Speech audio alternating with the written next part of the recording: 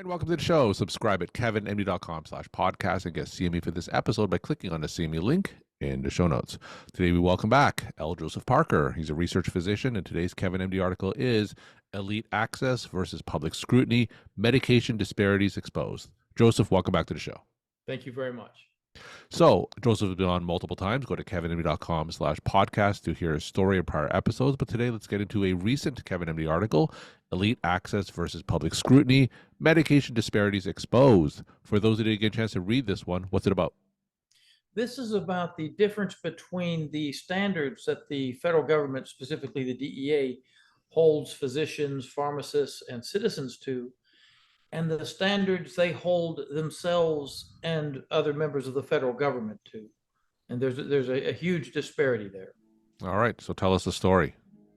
Well, it turns out that the White House has its own medical office, right? And so it has its own physicians, as everyone would understand. You know, the people working there need access to medical care from time to time. The president has a personal physician, and these people need access to health care. However, what was extremely surprising to me, and probably anyone who reads the story, is that there were huge amounts of Schedule II substances, fentanyl and other substances, that were being distributed from the White House medical office with no record of who it was going to, according to a report from the Office of the Inspector General. Now, the Inspector General is kind of like, they're not really the police of the federal government. The federal government does not have any police over them, but they do, the Office of the Inspector General does sort of investigate and advise Congress and other agencies of the federal government so that they can, if they choose to, take some action to correct things. So give us some context. When did this happen? Tell us a little bit more about the report, and why do we start from there? Okay, well, this occurred during the Trump presidency, but I would not be surprised if it doesn't bleed over into other administrations also, and just happened to be that one where complaints were made. So some complaints were made from members of the White House staff to the Office of the Inspector General, saying they're just handing stuff out to whoever wants it, basically.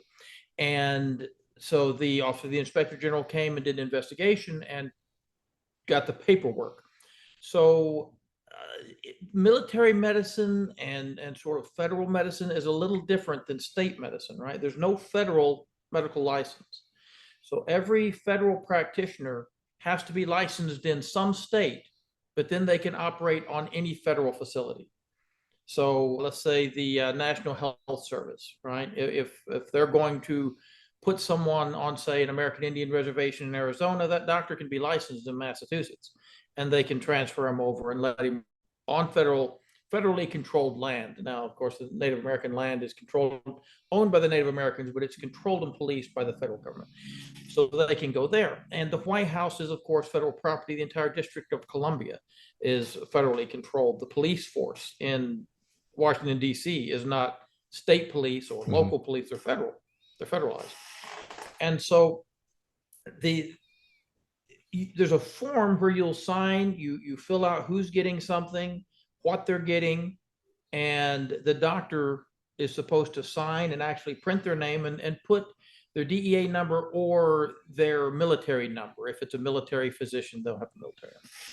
And this form was actually made available to the public through the Office of the Inspector General, through Freedom of Information Act requests. We were saying, hey, who got what? And I review some of that form for that story. In that article, I go through some of the medications that were distributed and the amounts they were distributed in. And it was very surprising. So give us some of those numbers for those who didn't get a chance to read it. 500 micrograms of fentanyl was released to someone. We don't know who. Something like 48,000 tablets of what are called Z medicines, or sort of like Ambien to help you sleep. But these are scheduled medications, and they can be habit forming. There was also a lot of Provigil given out. Now, Provigil is a stimulant. I don't want to say it's similar to like Ritalin or Concerta, but it is based on that. It sort of turns up the volume on the reticular activating system, helps you stay awake more, and it doesn't make you as jittery as most of the other, even caffeine, will help you stay awake, but can make you a little jittery. So a lot of it was handed out. The main problem was that it was handed out with no record of where it went to. And there was even one annotation for cocaine hydrochloride. Now, cocaine is a medication used usually in rhinoplasty procedures. I don't know if that was handed out or if it was just on the form, but it was definitely there. It was on the list. So if they keep cocaine in the White House, I would wonder why. I don't think they do too many rhinoplasties there, but perhaps it's on every federal form. So, but the fentanyl was definitely being handed out in 200 and 500 microgram batches. And that's a really hefty dose of fentanyl. Of course, fentanyl's, much, 100 times more powerful than morphine and all that, but it's very potent stuff. And supposedly we're in the middle of an opioid crisis and everyone is supposed to be very strict about who gets what. If a pharmacist had done this, if a doctor had done this, they would roll you up so fast it would make your head spin. And this isn't a matter of interpretation or medical opinion. This is not a doctor saying, I think this guy needs his sleep medicine, and the federal government paying some other expert to come along and say, I don't think he did, and then trying to prosecute him for it. This is not tracking who got a Schedule II narcotic. You're done every time if that happens. If you distribute, that's literally drug dealing. If you're distributing a Schedule II narcotic without tracking who it goes to, and there's no way to track who it went to if you don't record it, then that's drug dealing. And apparently they said that there were basically party bags. People taking trips overseas or who were going to go somewhere to do something, they would ask for a combination of medications, stimulants, sleep medication, depressants, and narcotics, opiates, to take with them. And these would be distributed to them, and they would head out with this bag of, they call them party favors, I think. I won't speculate on if they were going to be used as, I don't know, as inducements, I have never been to like a big Hollywood party in Studio 54 when it existed or anything like that. So I don't pretend to know how the upper echelons, how the wealthier and more powerful people party. But from what I have seen and heard, it's a lot more robust than how the rest of us might, right? While I'm used to tailgate parties with, my family would hold some of those with alcohol, and maybe perhaps if someone was bold, there might be something of a cannabis nature there. That would pretty much be it for this section of the country. I do know in Hollywood and other places, parties, they might have cocaine, things like that. I was shocked to see that a medical officer who is in charge of it is an active duty military officer, that he would not have stricter controls over that, right? But apparently there were almost no controls at all. Now, can you speculate? Are there any legitimate medical reasons why that number of Schedule II substances, fentanyl, can be used legitimately? The Office of the Inspector General looked into that, and they looked at other federal facilities to say, how much of this stuff do you guys issue? And the answer was zero, and they kept none on hand. They said, we let the military pharmacies handle that. We have non-narcotic stuff here. And if someone needs a narcotic, we write a prescription and they go out and get it filled somewhere else. That way there's a clear record and multiple checks and balances, right? One of the reasons that we have doctors and pharmacists is so that a doctor is not responsible for writing the prescription and making sure you get the right pill. Everybody gets rushed. You need double and triple checks. So the doctor writes the prescription. The prescription goes to the pharmacist. The pharmacist is not an expert on who needs what medication. He's an expert on what pills look like, how to prepare solutions, and how to make sure that the patient gets the right medicine that the doctor prescribed. So I think it's terribly unfair when pharmacists get rolled up and prosecuted for filling a perfectly valid prescription on the argument that they should have known the patient didn't need that.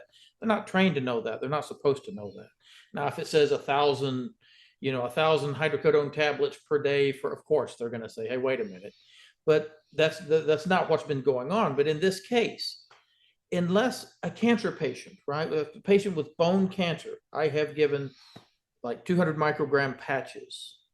That patch lasts 3 days. These were 500 microgram liquid solutions. That would drop a horse dead. I mean, that would probably kill 3 or 4 of me. So no, I do not see any legitimate reason. I made a joke about someone falling through the trap door and landing in the hidden acid pit in the, in the White House. You would have to have full body burns, be in the burn unit, and still be conscious enough to scream at a very high volume before anyone would think about slowly giving you that amount over several days. So, to summarize, according to the Office of the Inspector General, the White House Medical Unit is prescribing large amounts of Schedule 2 and 3 controlled substances for what you speculate as non legitimate medical reasons. This started during the Trump administration, and perhaps it's persisting through the Biden administration. Is that correct? I would suspect that if you were to scan all the administrations, you will find to a lesser or greater degree that some of this might have occurred in prior and maybe even current administrations. But I would also argue that it had to have been this specific military officer in charge of this office, because anyone else would be too terrified to do so. No complaint has ever been made against someone else. So something must have been exceptional for someone to go to the OIG and say, you need to look into this because this guy's out of hand. It's worse than them prescribing without a legitimate medical purpose, because they dispensed without recording who it went to. That is a totally different thing. A valid prescription, and again, we can argue if someone needs or doesn't need, that's a matter of opinion. But when you take a Schedule 2 narcotic and you dispense it to someone with no record of who it went to, that is always illegal. Now, what was the response to the OIG's report? Did it go public? What happened next? It did go public, and there was, of course, a lot politically made of it, or probably not as much as I would have expected to be made of it, but it's kind of too late, right? So the policing of these things, they occur instantaneously for the rest of the population. But for federal agencies, until they do something for so long that someone in a federal agency gets tired of it, it just continues. So by the time this was identified, investigated, and recognized, you've got a whole new group of people in there. And probably because of what had come out, the new people coming in are probably like, track everything, record everything. You would be insane not to. So probably it's much more strict now because of that complaint. But nothing, it does not appear like anything was done to, I'm reluctant to say, people need to be punished and hammered, but at the same time, if they set a standard that they enforce on every citizen, physician, and pharmacist in this country, and then they don't apply that standard when it is one of their own, that is hypocrisy, that is unjust, and that is not following the law. So they could at least take away the gentleman's prescribing rights, right? Which is always kind of a legitimate authority that the DEA has according to the Controlled Substances Act. And actually, that's the only authority they're supposed to have, is to issue a certificate or withdraw that certificate. Withdrawing that doctor's certificate would prevent him from being able to prescribe or distribute any controlled medication. And if he's doing so in an unsafe manner, then that should be done, you would think, right? The argument that the DEA can throw a doctor in prison because they don't like the patients he's seeing or don't agree with whether or not a particular patient needs a particular medication, that's a violation of federal law, in my opinion, 42 U.S.C. 1395. They're not supposed to try to influence the practice of medicine. This is not the practice of medicine. This is someone going into a pharmacy, grabbing a solution of fentanyl and handing it to someone without tracking who it went to and for what purpose. And as far as you know, no repercussions to the prescribing clinician. Nothing at all. As far as I know, there's not even been a DEA investigation. It's just the Office of the Inspector General. We're talking to L. Joseph Parker. He's a research physician. Today's KevinMD article is Elite Access versus Public Scrutiny, Medication Disparities Exposed. Joseph, as always, will end with your take-home messages to the KevinMD audience. There are two sets of laws in how they are enforced in this country. There is one set of rules for the powerful and the politically connected, the wealthy, and there's another set of rules for everyone else. I would argue, I would encourage everyone to always assume that they're not in the lucky side. But at the same time, if we as citizens do not hold those in power to account when they abuse that authority, then we're neglecting our duties as citizens to petition our government with, for a redress of grievances and to correct their behavior. Ultimately, in any democracy, the government is a reflection of the citizens and what they tolerate. And I don't think that this type of behavior should be tolerated. Joseph, as always, thank you so much for coming on the show, sharing our perspective and insight. Thank you very much.